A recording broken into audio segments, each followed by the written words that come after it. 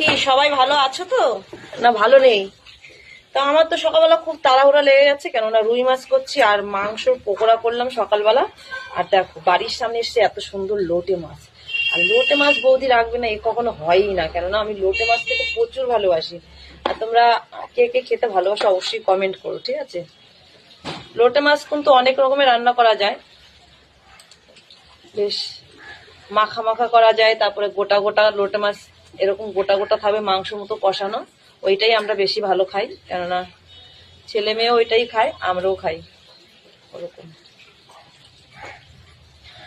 লোটে মাছের সাইজ দেখেছো? এটা শুধু চপ করলে জাস্ট ওয়াও। আমি জানি একজন এটা আছে দেখেই বলবে আমি কালকেই লোটে মাছের কথা বলেছিলাম, আজকেই লোটে মাছ রাখলি। কিছু করার নেই, একা একাই খেতে হবে, তাই না?